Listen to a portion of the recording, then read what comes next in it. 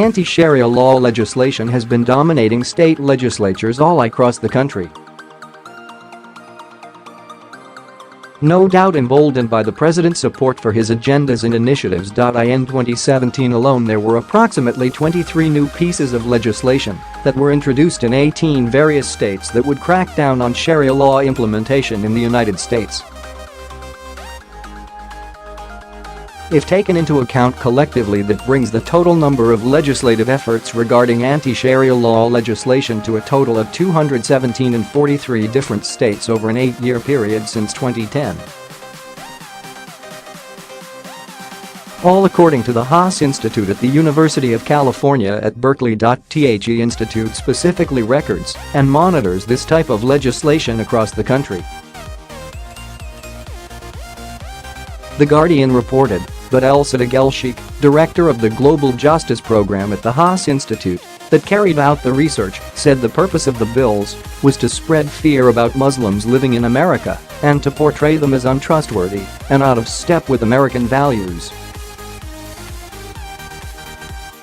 Even if these bills do not become law, they help to subject Muslims to surveillance and other forms of exclusion and discrimination, he said. Of the 23 bills introduced to state legislatures this year, only 2 became law in Arkansas and Texas. 4 new states joined the growing list of legislatures where anti-Sharia legislation has been attempted: Colorado, Connecticut, North Dakota, and Wisconsin. All but one of the bills were introduced by Republicans. The exception was in Idaho, where a committee with an unknown party affiliation was behind the move. Heidi Beirich, an expert on anti-Muslim hate groups at the Southern Poverty Law Center, sees the rash of state bills as signs that the provocative language coming out of Trump's circle is having an impact. At the state level, the number one push for anti-Muslim activists is anti-Sharia bills. It's a recurrent effort. Trending, vets speechless after what they caught Trump's Navy SEALs secretary doing at memorial before sunrise. Trump himself called for all Muslims to be barred from entering the U.S. when he was a presidential candidate, a sentiment that he has only barely tempered in his drive for a travel ban on several majority Muslim countries. Several of the individuals he chose as key advisors also have a controversial track record.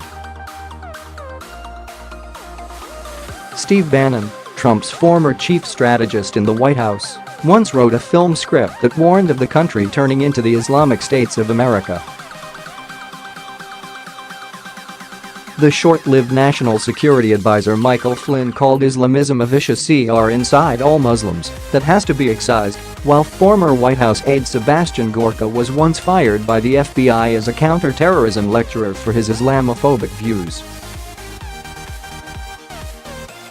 The majority of the initial legislation came about after the backlash over the potential mosque that people wanted to create in downtown Manhattan, just blocks away from Ground Zero. Now the legislation is focusing on calling out foreign laws and how they should be banned in American court jurisdictions. A clear shot to Sharia law which is being implemented in certain areas of the United States. The Guardian continued on with the story. Given Trump's controversial leadership, some monitors had expected to see an even greater surge in the number of bills in 2017, which increased from 14 last year, but did not reach the 2011 peak in the wake of the Manhattan controversy of 56 pieces of legislation, according to the Haas Institute. Given the support coming from the highest office in the land, we expected to see an even greater increase in anti-Sharia legislation at state level, Elsheikh said. He added that a combination of legal challenges and popular protest, not least by Muslims themselves, was dampening the impact of the Islamophobe movement. There has been a healthy mobilization of the Muslim community who are becoming more engaged and less apologetic, especially second-generation Muslims. They are more determined to demand their rights, he said. Regardless of whether it is politically correct or not, the law of the American land is what should be followed and maintained. There is no room for anything else. And why other laws that attempt to either usurp or interfere with American laws should be deemed illegal, as it creates a problem with cross-jurisdiction issues. Which is exactly why the Trump administration has made this a priority. Not because they are racist. The attempt to depict the current administration as xenophobic, transphobic, sexist, misogynistic, women-hating, child KG, immoral psychopaths, and every other name in the book is getting old.